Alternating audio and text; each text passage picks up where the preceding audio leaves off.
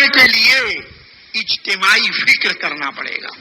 ایک آدھ دو آدمیوں کی فکر سے اجتماعی خیر وجود میں نہیں آئے گا. سر جوڑ کے بیٹھنا پڑے گا, فکر پیدا کرنا پڑے گا, ورنہ اللہ کے رسول صلی اللہ علیہ وسلم نے فرمایا الناس کلہم ہالکون الا العالمون والعالمون کلہم ہالکون الا العاملون والعاملون کلہم ہالکون الا المخلصون والمخلصون علی خطر عظیم. علم بھی ضروری, عمل بھی ضروری, اخلاص بھی ضروری, اور فکر اور قرآن بھی ضروری. جب تک زندگی میں فکر اور قرآن نہیں آئے گا, کسی کو بنانے کی فکر نہیں ہوگی, اپنے بننے کی فکر نہیں ہوگی, درد اور قرآن کے بغیر کچھ نہیں ہوگا. چار چیزیں ضروری ہے. آگ, پانی, مٹی, ہوا کے بغیر یہ ظاہری ڈھانچے کا قیام نہیں ہو سکتا. اسی طرح پوری اسلام کی روح کے قیام کے لیے علم نافع کی ضرورت, عمل صالح کی ضرورت, اخلاص کامل کی ضرورت اور فکر صحیح کی ضرورت ہے. اگر فکر اور قرآن اگر نہیں ہوگا, آپ کسی نظام کو درست نہیں کر سکیں. بڑے سے بڑے پلاننگ کیجئے, بڑی سے بڑی لائبریریاں قائم کیجئے, بڑے سے بڑے جلسے کیجئے, سب کچھ کیجئے, لیکن اگر وہ رواجی حیثیت اگر رہ گئی, رسم کی حیثیت اگر رہ گئی, اس کو دل اور دماغ پر اگر آپ نے سوار نہیں کیا, کوئی نظام قابو میں نہیں آئے گا. اسی لیے نبی کریم صلی اللہ علیہ وسلم نے فرمایا کان دائم الفکر.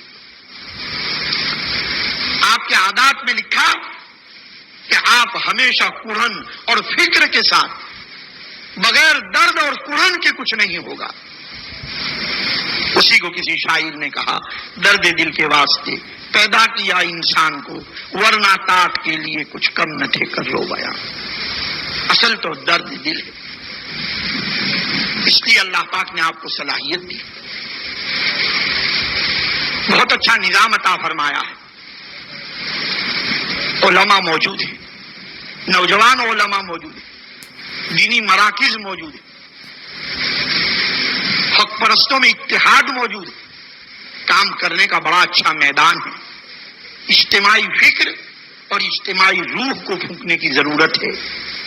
دینی تحریکوں میں آپس میں کوئی اختلاف ہوتا ہی نہیں. حق میں ہمیشہ تعاون ہوتا ہے, باطل میں اختلاف ہوتا ہے.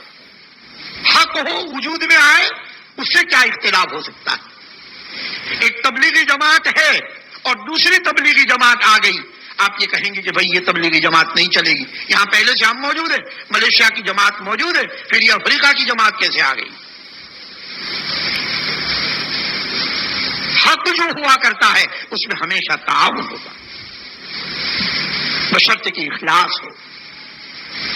لہذا یہ کہنا کہ یہ تو دعوت والے ہیں, یہ تو مدرسے والے ہیں, یہ تو تبلیغ والے ہیں, یہ تو تسبیح والے ہیں, یہ تو خانقاہ والے ہیں, یہ تو فلاں والے ہیں, یہ تو کوئی, یہ اس تفرقے نے حقیقت میں ہماری پورے شیرازے کو منتشر کر کے ہماری ہوائیں اکھاڑ دی ہے. آپ یقین مانیے, اگر ہمارے اندر اتحاد پیدا ہوا, ایک دوسرے کا احترام پیدا ہوا, ایک دوسرے کا پیار پیدا ہوا, ایک دوسرے کی محبت پیدا ہوئی, ایک دوسرے کی عزت پیدا ہوئی, ایک دوسرے کے ساتھ جو ہے ہمارا حسن سلوک رہا, کوئی طاقت ہمیں مات نہیں کر سکتی. ہماری صفوں کے انتشار نے حقیقت میں ہمیں جتنا نقصان پہنچایا اور کسی نے ہمیں نقصان نہیں پہنچایا. بڑی وسعت ظرفی کے ساتھ ہمیں ایک دوسرے کا احترام کرنا پڑے گا, پیار اور محبت کے ساتھ اس سماج میں رہنا ہوگا. اس ملک کے اندر آپ کی سوچ کو اب بدلنا پڑے گا اگر آپ اس ملک کی خدمت کرنا چاہتے ہیں. اگر آپ اس ملک کے اندر اپنا پیغام ہدایت اور پیغام ابدی کو اگر پہنچانا چاہتے ہیں تو اب طریقہ کار کو بدلنا پڑے گا, سوچ کو بدلنا پڑے گا, رہنے کا انداز آپ کا اپنا بدلنا پڑے گا. کیا مطلب؟ وہی ہے جو ہمارے پاس بہترین جو جینے کا طریقہ اسلام, وہی ہمارا طریقہ ہے. بدلنا پڑے گا, یعنی ہم نے جو غیروں کا طریق اختیار کیا ہے اس کو چھوڑ کر اپنے طریق کے اوپر آنا پڑے گا. وہ وہی طریق ہے جس کو جناب نبی کریم صلی اللہ علیہ وسلم لے کر آئے. مظلومیت جو ہے اس وقت کے جو حالات ہیں وہ اس لیے کہ ہم نے نبی کریم صلی اللہ علیہ وسلم کے طریق کو چھوڑا. اسی کو فرمایا لقد کان لکم فی رسول اللہ اسوۃ حسنہ. اللہ کے رسول صلی اللہ علیہ وسلم کے طریق میں بہترین نمونہ. اس طریق کو چھوڑ کر ہم کسی تہذیب کو قبول کرنے کے لیے تیار نہیں ہیں, کسی تہذیب کو اپنانے کے لیے تیار نہیں ہیں. اگر وہ تہذیب زندہ ہو گئی, باطل تو خود بخود رفو چکر ہو جائے گی.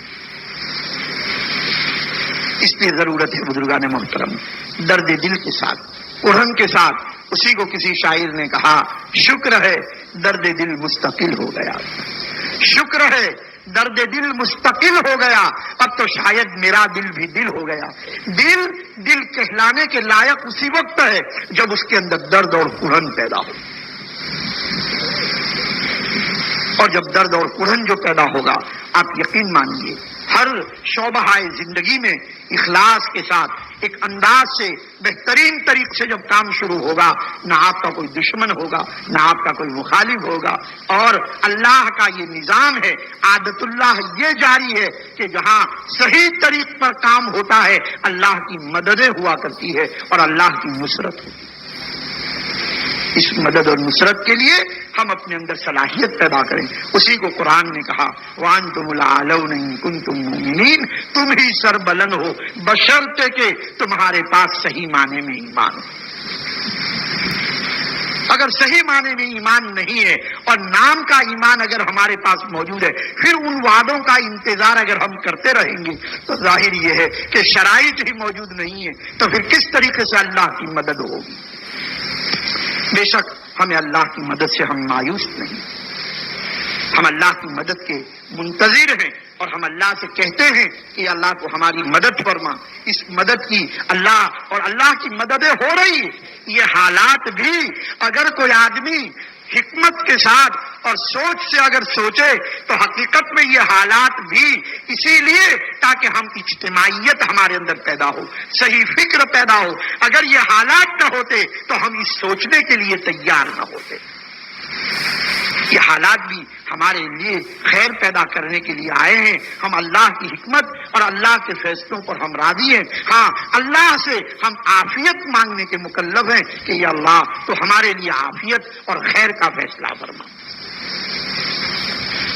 اس کے لیے ضرورت ہے بزرگان محترم ہمارا نظام زندگی صحیح اسلامی طریق پر جب تک نہیں آئے گا اس وقت تک ہم دوسروں کے لیے دعوت کا ذریعہ نہیں بن سکیں گے. ہمارے لیے امت اجابت ہونے کے ناطے ہم دعوت کے مکلف ہیں. اور کیوں نہ ہو, پانچوں وقت ہم ایک ہی تو دعا پڑھتے ہیں کہ تمام تعریف رب العالمین کے لیے ہے. معلوم ہوا یہ ہمارا رب عالمین کا رب ہے, فقط رب المسلمین وہ نہیں. پیغمبر صلی اللہ علیہ وسلم رحمت للعالمین ہے, وہ رحمت للمسلمین نہیں ہے. اور یہ دین اسلام جس کے ماخذ اشتقاق کے اندر سلامتی ہے اور ایمان جس کے ماخذ کے اندر ایمان ہے, جو امن اور سلامتی کا نام ہے, جو چین کا نام ہے, جو سکون کا نام ہے, وہ کبھی دہشت گردی کا دین نہیں بن سکتا. وہ کبھی آتنکواد کا سبق نہیں سکھا سکتا. مکہ فتح ہو رہا ہے, لوگ کہہ رہے ہیں آج تو مارو اور کاٹنے کے دن ہے, الیوم یوم الملحمہ. وہاں کہا جا رہا ہے الیوم یوم المرحمہ, آج تو رحم کرنے کا دن ہے. اس لیے ضرورت ہے بزرگان محترم کہ وہ پیار کی زبان, جس دین نے ہمیں یہ کہا کہ ہنستے ہوئے چہرے سے آپ بات کیجئے, صدقہ ہے. طلق الوجہ صدقۃ, طیب الکلام صدقۃ, میٹھی گفتگو کیجئے یہ صدقہ ہے. لہذا مارکیٹ میں بیٹھے ہیں, چوڑے پر ہوں, کہیں بھی ہو, ہماری لہجوں کے اندر پیار اور محبت کا پیغام ہونا چاہیے. اسی لیے اللہ نے ہمیں وجود عطا فرمایا ہے. اللہ تعالیٰ ہمیں صحیح سمجھ عطا فرمائے.